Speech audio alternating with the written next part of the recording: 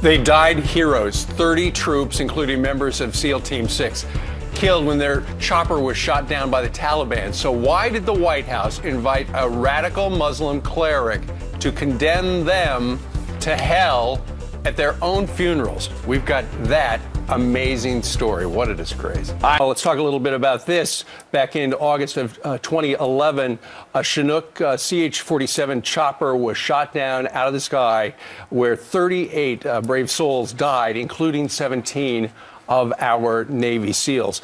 Now, the families and some other groups got together down in Washington and had a press conference talking about, they blamed the White House in some measure for what happened. They say, look, they leaked all these details of the bin Laden raid, and it put a target on their men and women, SEAL Team 6. They actually, I think, are making the accusation that somebody may have tipped off the Taliban to know exactly where this helicopter was going to be flying.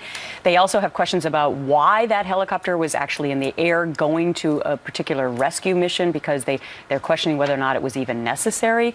There's a whole list of things that they are also seeking answers for. There also is this.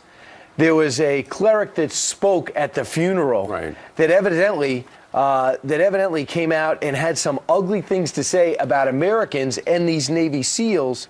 They want to know who booked this guy. Why was he allowed to talk like that about our people that just lost their lives? At the memorial for the families, there was a prohibition against any mention of a Judeo-Christian God, and yet they invited this Muslim cleric to the funeral, and according to, and you're looking at the certified video translation of what he said, he condemned the dead, the Americans who died, to hell, and he mocked the God of Moses. In other words, those men were mocked at their own funeral by somebody invited by our U.S. military. In front of their own families. So the families are binding together, and they are demanding some answers. And we'll see where that goes. How does that happen?